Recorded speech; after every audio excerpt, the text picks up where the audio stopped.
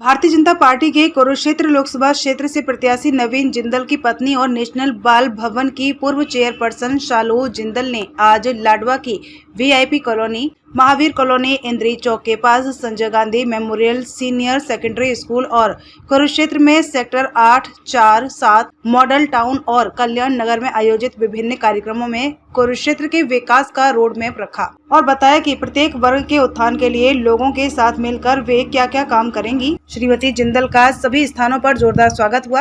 उन्होंने कहा कि यशस्वी योजना के तहत उन गरीब और लाचार बेटियों को आगे बढ़ने का अवसर मिलेगा जो आर्थिक तंगी के कारण आगे नहीं पढ़ पा रही हैं। उनके ट्यूशन फीस का भार वे उठाएंगी।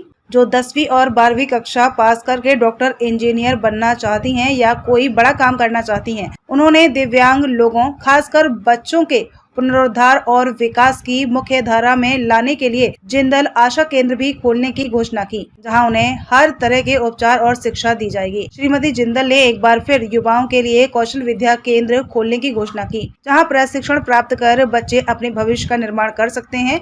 उन्होंने कहा कि अपने 10 साल के कार्यकाल में नवीन जिंदल ने सगुन योजना में 10 करोड़ रुपए खर्च किए, क्योंकि यहाँ की हर बेटी को उन्होंने अपनी बेटी माना। उन्होंने 17,000 टॉयलेट बनाकर कुरुक्षेत्र को स्वच्छ जिला बनाने में योगदान किया। श्रीमती जिंदल ने 25 मई को कमल के फूल के सामने का बटन दबाकर नवीन जिंदल को जिताने की अपील की।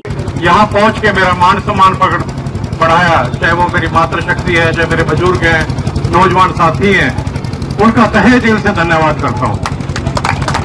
मैं शालू जिंदल जी को थोड़ा सा बताना चाहता हूँ कि इस तरीके की कुरुक्षेत्र लोकसभा में 6 रसोइयाँ चल रही है, जहां पर डेली 4,000 से ज्यादा जो है लोग 5 रुपए में भरपेट भोजन कर रहे हैं अभी।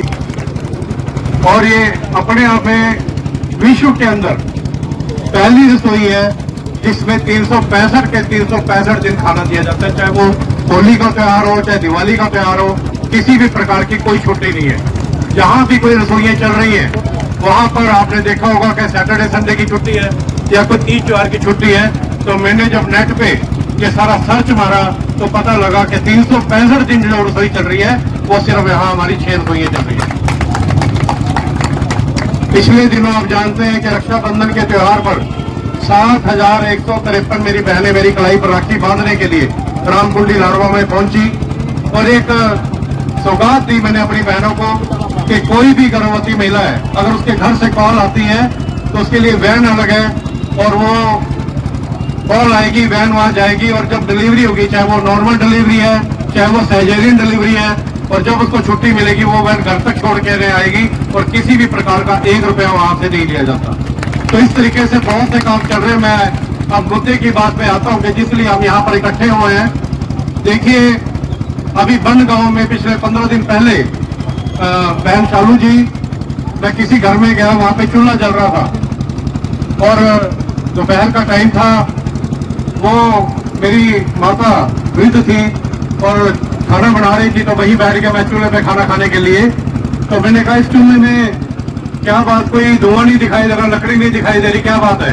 कहता है, तो 12 साल पुरानी बात हो गई कि जब लकड़ी में से धुआं निकला करता था और भाई नवीन जिंदल जी ने मेरी आंखें बनवाई थी, वो बात उसे आज तक याद थी।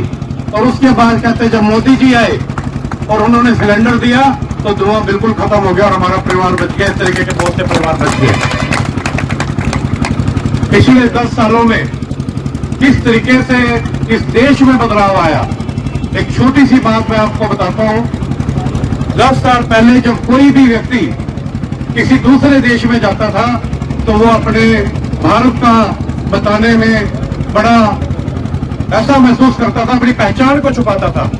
परंतु आज इन 10 सालों में कोई भी भारतीय विश्व के किसी भी कोने में किसी भी देश में जाता है तो बड़े गर्व के साथ कहता है कि मैं भारत का वासी हूं। और वहां के लोग कहते हैं वही भारत जहां के मोदी हैं। तो ये 10 सालों में हमने बदलाव देखा। अभी आपने 22 जनवरी को जब रामलला जी के प्राण प्रतिष्ठा की, ताकि जो नंबर 1 मोदी जी का जो है नंबर 1 भारत होना चाहिए देश में, पूरे विदेश में, वो सपना उनका साकार हो सके। इसलिए आप सबको मैं बहुत एक आग्रह करने आई हूँ कि आप अपना आशीर्वाद अपने भाई, अपने बेटे नवीन जी को दीजिए, जो आपका हरियाणा का बेटा है, और उन्हें भारी मतों से यहाँ से विजय बनाइए। और नवीन जी को सांसद बनाने के बाद जो जो वादे हम कर रहे हैं उन पे हम प्रतिबद्ध हैं और सारे वादे पूरे करेंगे। और अंत में मैं ये भी कहना चाहूँगी कि अभी जो पिछली 2-3 मीटिंग्स में मैं गई थी, वहाँ पर एक किसान भाई ने मुझे एक बहुत ही अच्छा योजना का एक आइडिया दिया है, जिससे हमारे कुरुक्षेत्र के जितने किसान, जो मेरे बुजुर्ग हैं, मेरे भाई हैं, उनको बहुत फायदा होगा। तो उसके बारे में मैं आज नवीन जी से रात को बात करूंगी। उसके बाद ही कल से अगर हम वो कर सकते हैं तो मैं उसके बारे में सबके साथ शेयर करूंगी। एक और दुविधा जो मेरे दिल में है, जो मैंने यहाँ देखा है कुरुक्षेत्र में, जो मुझे पता चला है, यहाँ पे नशे की लत युवाओं को बहुत लग गई है। वो एक ये बहुत ही बुरी चीज है, जिसके कारण हमारा जो भविष्य है कुरुक्षेत्र का, वो पूरा का पूरा हमारा खराब हो सकता है। जब नवीन जी को इस बात का पता चला, हम रात को 1 बजे तक बैठे हुए थे, बात कर रहे थे, तो उनको भी बहुत दुख हुआ। उन्होंने कहा, अगर मैं सांसद के रूप में कुरुक्षेत्र में आता हूँ तो मैं ये प्रतिज्ञा करता हूँ कि नशे की लत को मैं एकदम हटा दूंगा। पर ये कैसे होगा? ये होगा अगर हम उन बच्चों को फिटनेस की तरफ लेंगे हर गांव में, ताकि वो बच्चे जो नशे की लत में है वो वापस फिजिकल फिटनेस में आए। जो बच्चे स्पोर्ट्स करना चाहते हैं उनको स्पोर्ट्स की तरफ लेके जाएं। जो बच्चे बेरोजगार हैं और नशे की लत में चले गए हैं उनको स्किल ट्रेनिंग में लेके आए, ताकि ये नशे की जो लत है ये पूरी की पूरी खत्म हो जाए कुरुक्षेत्र से। नवीन जी का क्या सपना है? एक ही सपना है कि कुरुक्षेत्र का जो भविष्य है, जो मेरे युवा साथी यहाँ खड़े हुए हैं और जो छोटे बच्चे हैं, उनका हाथ किसके हाथ में आप देना चाहेंगे?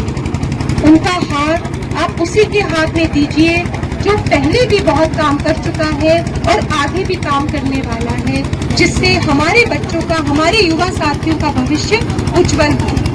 और जो मोदी जी का सपना है कि एक उज्जवल भविष्य के साथ भारत का विकास हो, वो कुरुक्षेत्र उसका नेतृत्व करे और उसको आगे लेके जाए। यही मेरी आशा है।